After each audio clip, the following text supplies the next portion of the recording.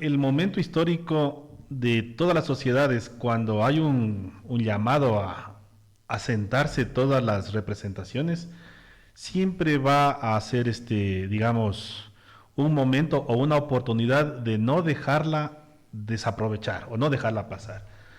Por eso yo decía que sería una locura el tema de hacer una campaña de no una constituyente, Ujú, porque sería en cierta medida negarse a que las sociedades avanzan. ujú. Entonces, esta revisión del pacto social es como cuando la empresa se sienta con los obreros a revisar el contrato colectivo y hacer los ajustes y hacer aquellas observaciones que a lo mejor cambió el rumbo de la empresa, cambiaron los objetivos o incluso cambió la estructura de pensamiento de los mismos trabajadores. Ujú. Y dicho en sociedad, las fuerzas políticas han cambiado. A veces el esquema social también pudo haberse visto modificado y una de las consecuencias es volver a llamar a una asamblea constituyente. El poder constituyente no busca momentos, sino busca espacios cuando es convocada. Entonces yo he escuchado que dicen, no era el momento, no es lo más adecuado.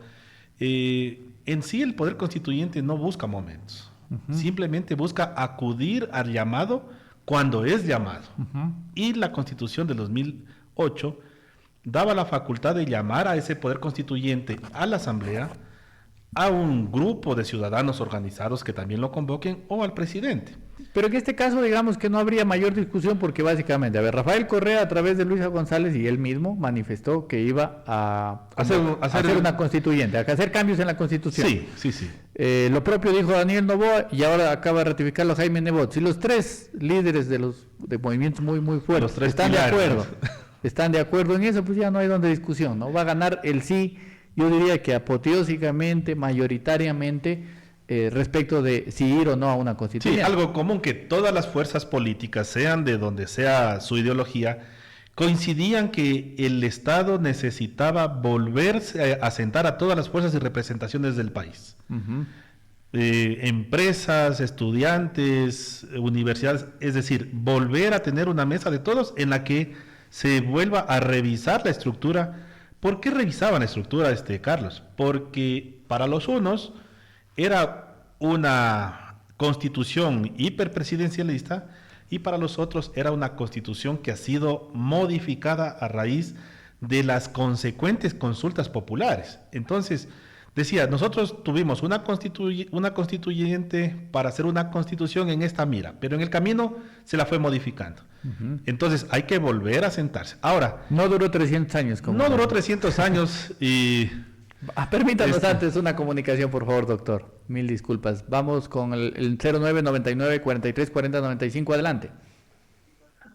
Muy buenas con todos ustedes, muchas gracias por permitir.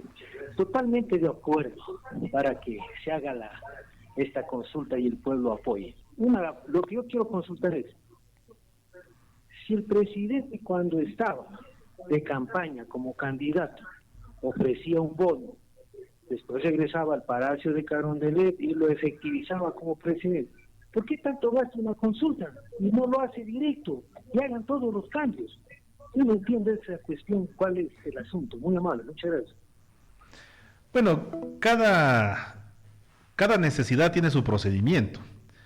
Entonces, reformar la Constitución tiene su propio procedimiento y ha sido parte de las reglas que puso el mismo Ecuador con más del 80% en aquel entonces, cuando se la quiera modificar. Por eso se hablaba lo que tú decías, 300 años, pero claro, como discurso político, porque ya como discurso social vemos que a los pocos días de la Constitución del 2008 ya empezaron las observaciones de aquellas redacciones a lo mejor no técnicas y también cobró Tuvo un costo político. Empecemos sí. por el tema de que Alberto Acosta estaba en desacuerdo con las posturas que Rafael Correa quería imponer. Y Exactamente. Alberto Acosta Sobre el se tema... mantuvo en esas cuestiones y hubo unas diferencias. Y por eso siempre Rafael Correa decía que pasó con errores de redacción por capricho de Alberto Acosta. Y luego hubo el tema del corcho cordero y principalmente porque la Constitución tuvo lo que llamaron régimen de transición. Exactamente. Entonces,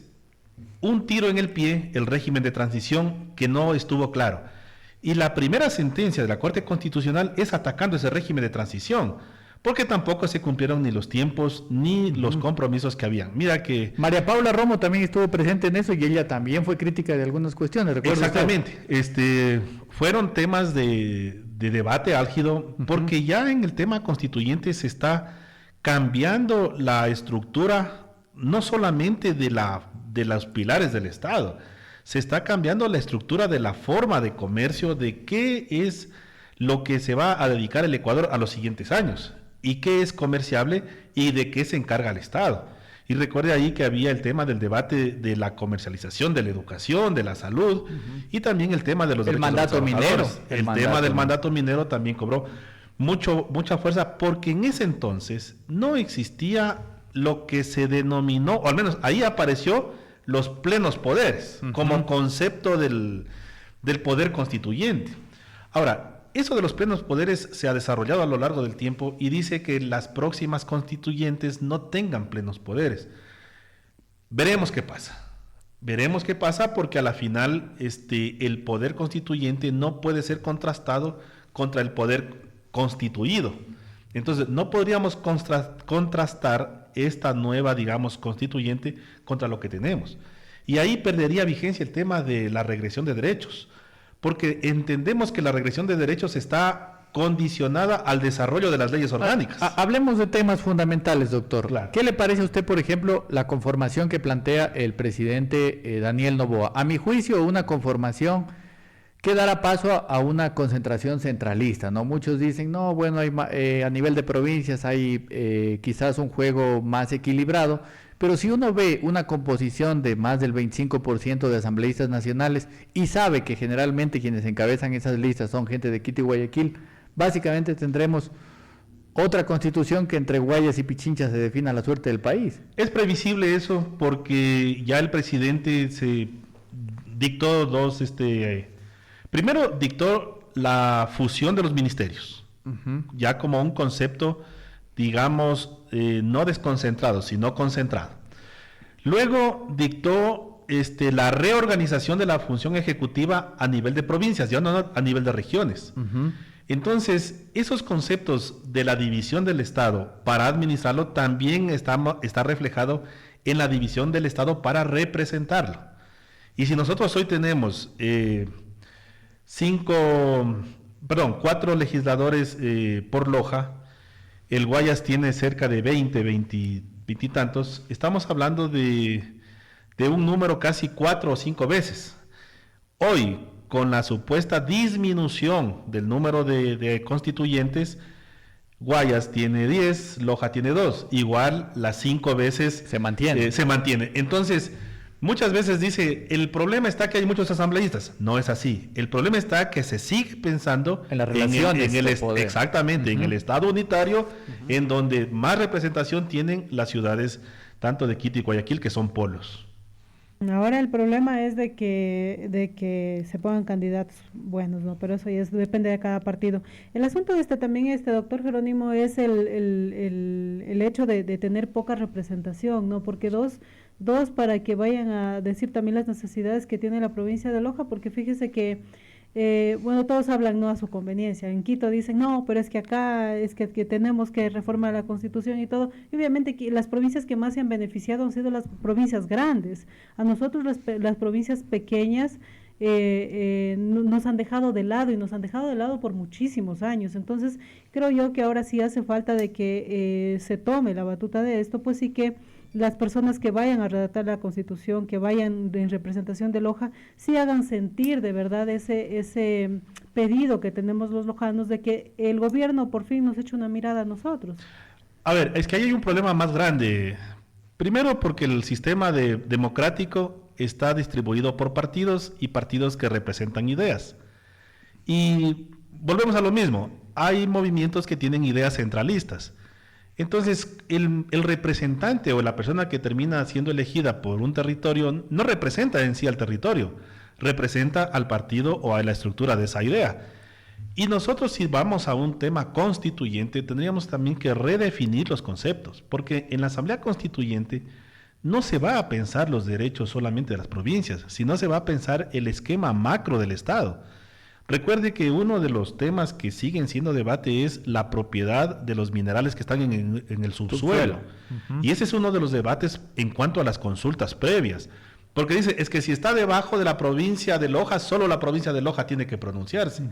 Pero el concepto es macro, son minerales que están dentro del territorio o en el subsuelo ecuatoriano, por lo tanto, todos deben pensarlo. Y cuando se piensa así, dice, bueno, ¿cómo lo explota? Lo explota con un monopolio estatal, lo explota con un monopolio mixto, lo explota con una concesión a privados, y cuando lo explota las concesiones a privados, ¿en dónde va a resolver los conflictos? ¿En las cámaras de comercio mundiales o en los juzgados nacionales? Entonces, eso es lo que demanda ya el tema constituyente. Y son temas de conceptos muy complejos. Mire, por ejemplo, yo recuerdo lo del COTAD, ¿no? Que se ligó a la Constitución y que luego la propia Revolución Ciudadana, a través del líder que tuvieron, que era Rafael Correa, terminó aceptando el error. Hubo una discusión muy fuerte sobre si se incluían los parámetros para la distribución de recursos, el índice de desarrollo humano y otros nuevos conceptos, o las necesidades básicas insatisfechas. Se optó por necesidades básicas insatisfechas y luego el COTAD fue un desastre. En la famosa fórmula donde tanto Revolución Ciudadana como Creo y Partido Social Cristiano se terminaron poniendo de acuerdo para esa fórmula que repartía mal los recursos. En virtud de qué alcaldías tenían en ese entonces. Exactamente. Entonces, como tengo la alcaldía tal, necesito que esa alcaldía fluya con mayores recursos. Entonces, esos conceptos, les decía, vienen recogidos no solamente en la calidad de representantes, sino en la calidad de pensamiento de esos movimientos nacionales. Ahora, un tema de la deuda también es las regiones. El modelo de la división de regiones quedó para la historia. Los prefectos encargados de hacerla nunca renunciaron a desaparecer las prefecturas para hacer las regiones en las que Costa, Sierra y Oriente piensen en un modelo de desarrollo más integral. Entonces veremos si es que al son que va, esta nueva constituyente sigue pensando en regiones o sigue pensando en otra forma de distribuir el tema de la organización política. Y finalmente también no está en el tipo de candidatos que se presenten, sino en el tipo de electores que tenemos. Porque si bien yo digo, aquí tengo un movimiento que es grande y que tiene muchos adeptos, pero me pone un candidato que no responde a las expectativas de un debate, digamos, de mayor envergadura, simplemente usted tiene que votar por otro. O sea, no es la obligación votar por el que va adelante, si es que usted ve que no representa las aspiraciones. Puede votar por toda la gama de candidatos que puedan presentarse. Y ahí sí yo discrepo mucho de a veces muchos análisis que la constituyente no debe ser pues el cónclave de los PhD, porque no es una tesis doctoral, sino mandémosla, no sé, a Cambridge, a Harvard, que nos den redactando y que nos la envíen ya solamente de aprobarla. La constituyente es un proceso de diálogo social de todas las expresiones sociales que tiene el Ecuador. Entonces, tiene que ir cada uno de su naturaleza. Ahora, ¿cuál es la naturaleza lojana, digamos? La naturaleza lojana, al menos, ¿cómo ha sido en el ámbito nacional? La naturaleza de tener gente preparada, gente culta, gente empresaria, o qué tipo de representante va a delegar Loja hacia ese diálogo nacional. En la anterior Asamblea Constituyente no hubo mayor representación. Quizá ahí más bien un alterno brilló por su participación algo en el tema del mandato minero, pero del resto fue un saludo a la bandera. Porque las estructuras vuelven a ser las mismas. La representación partidista del entonces, o sea, está eligiendo el color del partido que más adeptos tiene. Y se olvida de seleccionar si es que ese partido le ha presentado una persona que tenga o que no tenga formación o representación. Lo estamos viendo hoy en la Asamblea. Entonces, ¿pero por qué sucede? Porque la gente sigue estando, presa del marketing de campaña electoral para votar por el color, por el mejor marketing o por situaciones así. Entonces, conducir un diálogo nacional basado en el marketing no le va a representar mayor cambio. Porque de aquí a enero o febrero del 2017 nos volveremos a encontrar para un referéndum con una constitución que no variará mucho. Yo discrepo vuelta de su criterio y le voy a poner un ejemplo, no de los recientes, de los de más atrás. En la constituyente del 98, ya. Ahí hubo un hombre brillante, el que en algún momento habrá que ojalá, bueno, por suerte sigue con vida todavía, aunque está un poquito delicado de salud, el ex rector de la Universidad Nacional, Guillermo Falconi. Él también fue constituyente. Guillermo Falconi fue constituyente y tuvo un rol protagónico en la defensa de la educación pública. Sí. Y Guillermo Falconi fue el que terminó convenciendo a uno de la democracia popular y a uno de Pachacuti para que finalmente no privatizar la educación, pues en ese famoso debate que tuvo Guillermo Falconi con nada más y nada menos que Osvaldo Hurtado. Sí. O sea, no, pero estamos hablando de la Constitución del 98. Por eso, del 98. Es que le digo yo, sí tiene importancia el hecho de que enviemos gente que tenga conocimiento. Sí, el caso claro. de Guillermo Falconi. No, eso le decía, totalmente de acuerdo en el tema de cómo selecciono. Pero le decía, ¿cuál es la realidad, al menos de la Constituyente 2008, que fue extremadamente, digamos, electoral, frente a la que se está proponiendo hoy en día también, que puede ser exageradamente marquetera? Pero si el electoral, haciendo examen de conciencia, dice, mi necesidad es tener a alguien ahí que vaya y defienda, como decimos, el derecho a la educación, no de Loja, el derecho a la educación per se, porque es macro, es de todo el país, incluso en el tema minero, en el tema hoy que se habla del agua, muy ligada al abastecimiento del agua y a la conservación de las recargas. Entonces, sí está no solamente en que sea una constituyente a la que llama el presidente, porque no tiene la obligación el ciudadano de darle constituyentes al presidente, ya le dio asamblea, o sea, ya tiene asamblea. Entonces no es obligatorio votar por el oficialismo, no es obligatorio votar por la oposición. Es obligatorio lo que tú dices, hacer un examen de tener buenos representantes en virtud de este espacio. Y de conceptos claves, como salud, educación. ¿Pero ustedes creen que vaya a pasar eso? Yo definitivamente creo, o sea, que va a existir esta polarización que hubo en las últimas elecciones y no nos va a servir absolutamente de nada ir a una constituyente, como dice usted, o redactar una nueva constitución, porque vamos a tener quizás iguales o peores errores que los anteriores.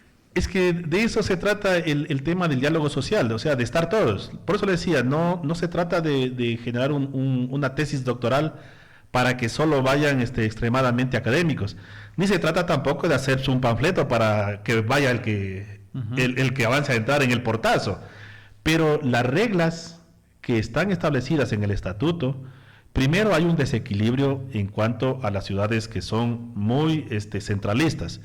Y segundo, hay un desequilibrio en cuanto a que el proceso de designación tenga que ser con las reglas del Código de la Democracia. Y las reglas del Código de la Democracia, si bien permiten la libertad de participación, también exponen a estos riesgos de tener gente que después el electorado se arrepiente. Ahora, esto de irse al Código de la Democracia, ¿pudo saltarse? Sí pudo saltarse. Por ejemplo, ayer hubo una reunión del oficialismo acá en Loja y ellos ya tienen precandidatos. Es que el mundo va para allá. O sea, sentarse a perder el tiempo sería para eso. Nada. Exactamente, vamos hacia allá. No creo yo que gane el no creo que sería consistente un discurso de oponerse a momentos históricos de diálogo y hacia allá va. Entonces le decía, ¿qué pasa con el estatuto de la designación? El presidente ha decidido que sea con las mismas reglas del Código de la Democracia. ¿Pudo poner otras reglas? Pudo poner otras reglas. No lo ha decidido así porque la misma Corte Constitucional en su dictamen dice que no le corresponde a la Corte ver si es que el proceso de designación es democrático, si está bien o si está mal. Lo único que ha dicho la Corte es que la pregunta sea clara y nosotros tengamos una previsión a lo que vamos. Entonces, ¿está totalmente claro cómo lo va a designar? Está totalmente claro. Loja tendrá 2 y habrán 24 nacionales, en lo que a lo mejor los movimientos que tengan amparo nacional puedan ir 1 o 2 lojanos si es que destacan en esas organizaciones. Lo otro es que van a ser 80, que se va a decidir con las 2/3 partes, que son 53 votos o 54, y que hacia eso apuntaría. Entonces, el debate hoy está en qué se lleva, lo que tú dices. ¿Qué va a decir Loja? ¿La educación? ¿La división regional? ¿Vamos a renunciar a las autonomías? ¿Vamos a pelear algo que se perdió del 98 al 2008? Perdón. En el 2008, las preasignaciones. Exacto, el fondo inmediato de riesgo. Exactamente. Entonces, las preasignaciones fueron en ese entonces vistas como la fórmula que afectaba el presupuesto general del Estado, porque decía, una ley creada para ya distraer el dinero no me permite administrarlo de manera concentrada. Se eliminaron las preasignaciones, sobrevivieron unas 2 que 3, pero a lo largo del 2008 hacia acá se sigue reclamando las preasignaciones. Entonces, son conceptos macros que deben irse a debatir, y lo que tú dices, Carlos, es en qué tema es lo que el pueblo lojano quiere insertarse a debatir minería, a debatir organización del Estado, a debatir derechos de las personas, aunque yo creo que la nueva Constitución tendrá un 80% de parecido a la que se tiene hoy en día. Serán puntuales los cambios, el tema de las autoridades de control, el tema económico sobre el arbitraje, que son, creo que, los dos temas en los que ha venido discutiéndose desde que entró en vigencia la del 2008. Entonces, lo demás creo que no se ha de tocar mucho. El tema del trabajo por horas, el tema penal, la prisión preventiva, a lo mejor la acumulación de penas. Y lo otro yo creo que tampoco se va a alterar, porque no podía hacerse un cambio radical, muy brusco, porque eso sí también caotizaría y requeriríamos de otro régimen de transición.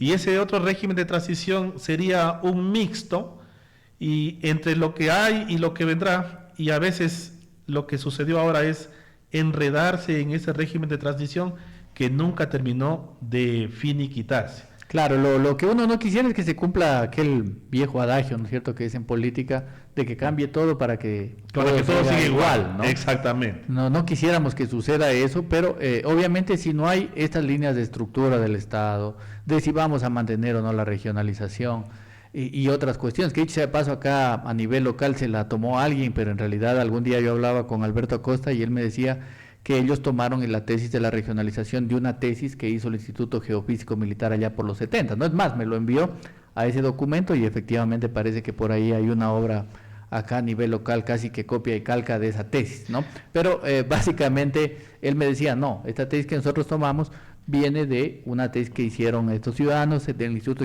Geofísico Militar y obviamente ahora mismo estaría en discusión qué va a pasar con él. Sí, es que ahí hay un error ya de concepto, no de líneas geográficas, Carlos. Ahí hay un error de concepto de autonomía. O sea, ¿en qué momento nosotros nos creemos autónomos si todos seguimos dependiendo del centralismo? Entonces, exactamente. El tema de las autonomías viene importado de allá, pasando el charco, porque todo el sistema, digamos, que consideramos federal, también radica previo en autonomías. Entonces, algunas constituciones europeas respetan esas autonomías porque en realidad fueron organizaciones autónomas per se, y de ahí partieron al Estado. Pero aquí partimos al Estado hacia autonomías en gente que no se cree autónoma, en gente que ni siquiera digiere el tema de la autonomía, solamente que sirvió para que tengamos cuerpos legislativos que legislan cada cosa. Entonces tenemos cabildos, tenemos consejos provinciales y todos con consejo parroquial, todos para dictar leyes, y todos dictan la ley copiándole a la anterior, y después esas leyes van a la Corte Constitucional para declararlas inconstitucionales. Entonces también podríamos pensar que ese modelo de legislación autonómica también fracasó, porque nos empezamos a chocar con las ordenanzas, nos empezamos a chocar con las leyes, los reglamentos. El mismo régimen de competencias que no ha terminado funcionando. Es que ese es el conflicto real de las autonomías. O sea, creo que se va a debatir, creo que va a ser el tema puntual, y en donde sí yo veo dos corrientes bien marcadas. Es posible que se reversen, digamos, este tema de las competencias, pero se van a reversar con una única condición: que el Estado pueda hacer negocios internacionales. Porque si yo voy a retrotraer competencias de los cabildos es porque no las supieron desarrollar. Pero cuando el Estado tiene la competencia y las puede concesionar, ya no entra en competencia su compañía con la mía que vivimos aquí en Loja. Entra su compañía, la mía y la que está radicada tal vez dentro del paraguas de la comunidad andina en Venezuela, ahora con los tratados bilaterales de negocios, una de otro país. Entonces entramos a competir a nivel de Estado, los propios y los extranjeros. Entonces ahí ya no nos va a salvar las marchas de la lojanidad que le den el trabajo solo a los lojanos, no. Estamos entrando ya a una burbuja de comercio mucho más grande. Entonces, esto también, les decía, es de debate macro. A lo mejor el tema de que hayan competencias en los cabildos amarró que se negocien temas a nivel de Estado mucho más grandes, ¿no? También tiene que debatirse, decía, el tema legislativo, para que exista un techo de legislación, o al menos por lo menos que una ordenanza antes de que entre en vigencia pase por la Cámara del Congreso o de la Asamblea, para ver si no están legislando barbaridades en realidad. Entonces, el poder legislativo como legislativo, si bien es autónomo, debería tener un chequeo de quienes dictan las leyes. Y también tener ciertos candados, porque mire, por ejemplo, en el Cotá nomás, el mayor ejemplo, ¿no? Ahí les redactaron a última hora para contentar a las provincias del Oriente que venían reclamando, bueno, pues con nuestra fórmula nos sale hasta más recursos. Crearon un organismo solamente para la Amazonía, ¿no es cierto? Y obviamente, si usted compara el ingreso per cápita, por ejemplo, supongamos nomás, ¿no es cierto?, del municipio de Laguagrio con el de Loja, son 10 veces superiores per cápita, ¿no? O sea, y ese tipo de iniquidades se fueron creando post-constitución, no en la Constitución. Post-constitución y también bajo el esquema de las regalías de los proyectos estratégicos. Exacto. Pero que también no fueron devueltos en efectivo, sino fueron devueltos en la ejecución de proyectos también. Ahora, claro que han habido provincias que no desarrollan el proyecto, quieren el dinero. Pero te decía, es que en el tema legislativo tiene que haber ese candado. Algo que tenemos en Loja, una ordenanza que se opone a la ley, bomberos. La ordenanza dice que la representación legal está en contra de la ley de contra incendios. Si esa ordenanza siguiera el camino de revisarse en el Poder Legislativo, ni siquiera la publicaban. Entonces, el tema de las autonomías legislativas también deberían tener, lo que tú dices, un canal. El tema de las competencias ejecutivas tienen su estructura, pero eso no podemos corregirlo a título de ley, sino a título de constituyente. Y eso es lo que ha dicho la Corte Constitucional. Muchas personas querían cambiar cosas por el trámite equivocado. Tumbar el Consejo de Participación vía consulta. Eliminar los asambleístas sin decir cuántos van a quedar. Entonces, esas ideas que son incompletas no se podían hacer vía consulta, sino que tienen que hacerse dentro de un diálogo mayor, no solamente político, sino también ideológico, académico, y técnico también. Porque mire, por ejemplo, yo una cuestión con la que no estoy de acuerdo, mucha gente dice, porque suena bonito, ¿no? Hay tanto dinero en las juntas parroquiales y no sirven para nada. Hombre, por Dios, para quienes conocimos la realidad de las juntas parroquiales antes, cuando solo eran de facto, y las juntas parroquiales ahora, pues el cambio es brutal, es increíble el cambio que ha habido en la zona rural con la inversión, y hay parámetros técnicos para demostrarlo. Pero hay gente que en el discurso dice, eliminemos las juntas parroquiales, y suena bonito en el discurso. ¿Y qué sucedió? Que muchas veces las juntas, teniendo la potestad de ser autónomas en la administración, le daban al municipio que les dé administrando. Vía convenio. Vía convenio, exactamente. Esa fue las vivezas de los convenios. Y le decía, no te voy a dar los $100, los 100,000, te voy a dar un proyecto de 500,000. Con eso aseguraba el municipio 5 años del presupuesto de la Junta. Y esos errores o esas vivezas criollas también deberían ser revisadas, porque las juntas parroquiales a nivel de Comunidad Europea o de cooperación internacional tienen mucha más legitimidad porque son de llegada al beneficiario directo. Gobiernos más cercanos. Entonces, se metía el municipio y decía, yo le doy administrando. Nunca llegaba a las juntas parroquiales, y ahora tenemos esos remanentes de muchos años. Entonces decía Carlos, el tema constituyente yo creo que no hay que tenerle miedo, exactamente, y como tú dices, Jaime Nebot ha dicho, vamos a la constituyente, Rafael Correa leí un Twitter que dice, lo vamos a derrotar. No dice, no, vamos a derrotarlo, será poner más asambleístas, dar pelea dentro de la asamblea. Es un tema que dice, vamos a estar ahí. Entonces, ADN por su lado ha sido parte de cumplir su proyecto de trabajo, ir a una constituyente. Ahora sí toca a los ciudadanos estar listos y ser responsables con la votación de a quienes va a seleccionar Loja para que lo represente. Permítanos una última comunicación, les pedimos ser breve porque estamos en la parte final. Adelante. Buenas tardes, una idea. Las juntas parroquiales y los pueblos rurales surgieron gracias a las remesas de los que mandaban los extranjeros, no por los municipios, sino por las remesas que los extranjeros, que la gente que trabajó en el exterior sacándose el aire, ha hecho progresar los pueblitos o las parroquias. Muchísimas gracias también por su criterio. Doctor, su mensaje final nada más. Bueno, yo creo que sigue el tema de la estructura del Estado como tal.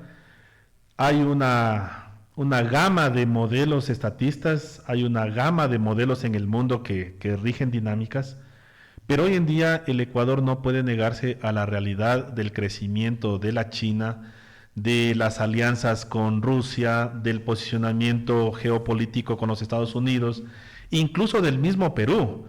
Entonces, nosotros no podemos seguir debatiendo la vida en sociedad con los manifiestos de 1848, ni la teoría de 1920, porque la hizo el uno, o sea, si seguimos anclados en conceptos de hace 100 años, seguiremos teniendo soluciones de hace 100 años. Incluso con los conceptos de la Revolución Francesa, hombre, a mí a veces Claro.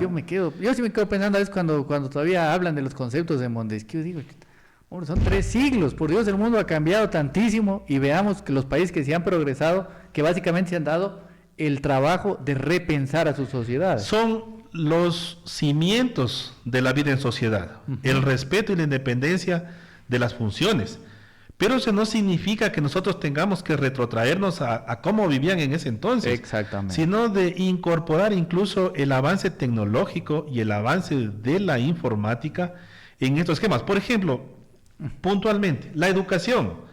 Nosotros vivimos anclados a las computadoras desde 1990, creo que en el Ecuador. Y hasta el día de hoy, las escuelas y el ministerio sigue entregando libros. En el concepto de que en qué momento vamos a hacer realidad la fusión de la tecnología con la lectura física, ¿no? Entonces, 30 años hablando de tecnología, pero no se aplica. Perfecto, doctor. Y así seguiremos. Muchas Mil gracias. disculpas, habrá más oportunidades seguramente para seguir conversando.